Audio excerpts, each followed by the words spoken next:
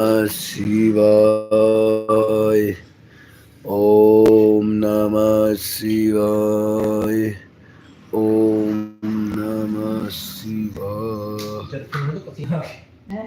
हाँ, तो अब गर्मी होने लगी बहुत।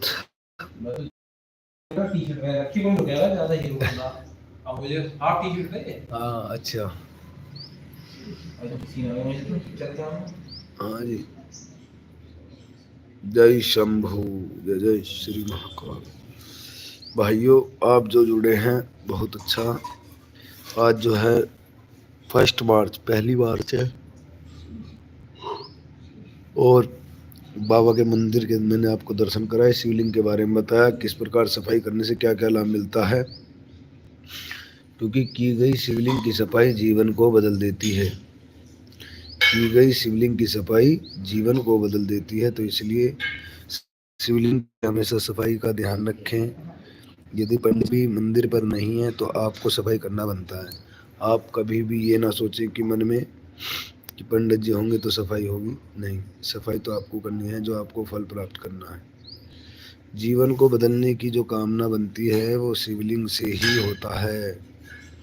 शिवलिंग स्वयंभू है, तो इसलिए इनका आशीर्वाद भी जरूरी है। महादेव का केवल एक ऐसे यही देव हैं जो जल से प्रसन्न होते हैं।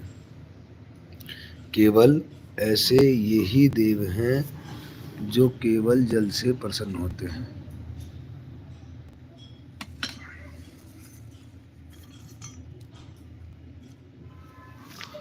महादेव ऐसे देव हैं जो जल से प्रसन्न होते हैं। केवल इन्हें जल चढ़ाने से ये प्रसन्न हो जाते हैं, और किसी भी देवी देवताओं को जल नहीं चढ़ता, और किसी भी देवी देवताओं को जल नहीं चढ़ता।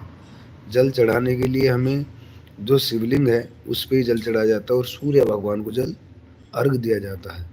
तो ये तो दिखते हुए देव है, पर जो मूर्ति प्राण प्रतिष्ठा होती यहाँ है, जैसे कि राम दरबार है, श्री राधे रानी है, श्री विष्णु भगवान है, माता हैं, जितने भी देवी देवता, और उन पर केवल जल नहीं चढ़ता, उन्हें धूप दीप नैवेद्य दिखाकर नमन किया जाता है। पर जो शिवलिंग है, ज्योतिर्लिंग मानी जाती है, 12 ज्योतिर्लिंग हैं विश्व में। विश्व में 12 ज्योतिर्लिंग है, तो अलग अलग जो ज्योतिर्लिंगों के खंडन हैं, खंडन कर अलग अलग ज्योतिर्लिंग विभाजित हैं। उत्तर प्रदेश में भी हैं, उत्तराखंड में भी हैं, मध्य प्रदेश में भी हैं, महाराष्ट्र में हैं, और तमिलनाडु में दूर दूर तक है। मैं सारे ज्योतिर्लिंगों का मुझे पता नहीं कौन कौन से स्टेट में है, पर ज्योतिर्लिंग है। तो जीवन में एक बार महाकाल के दर्शन बहुत ज़रूरी बनते हैं। व्यक्तिगत में जीवन में जो अच्छाई प्राप्त करना चाहते हो तो बाबा महाकाल के दर्शन जरूर कर पाओ। मेरा तो मानना यह है, एक रात्रि महाकाल के चरणों में जरूर गुजारनी चाहिए। महाकाल के चरणों में एक रात्रि सोना ही जीवन को बदल देगी। और भाइयों, मेरा तो मानना यह है, शिप्रा नदी में भी स्नान जरूरी बनता है, क्योंकि शिप्रा नदी का स्नान किया हुआ बहुत ही लाभकारी होता है, सब संकटों को दूर करता है। जो शरीर पर रोग हैं, कष्ट हैं, उनको भी दूर करती है शिप्रा नदी माँ, क्योंकि माँ में नहाया स्नान किया हुआ बहुत ही फलदायक होता है।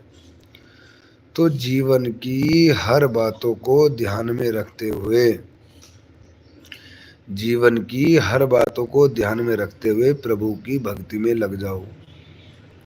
मेरा तो मानना ही है, क्योंकि प्रभु भक्ति में ही जीवन का सार है, क्योंकि प्रभु भक्ति ही जीवन का सार है, और ये पूरा संसार है। तो भाई, संसारिक मोहमाया को छोड़कर इस प्रभु की लीला में लग जाइए और तुम्हारा बेड़ा पार होगा। मेरा जो मानना है वो ये है कि किसी और से ना मांगो कुछ, किसी और से ना मांगो कुछ, मांगना है तो भगवान से मांगो, तो जीवन सफल हो जाएगा। भैया, बहुत ज़रूरी है भगवान का आशीर्वाद प्राप्त करना।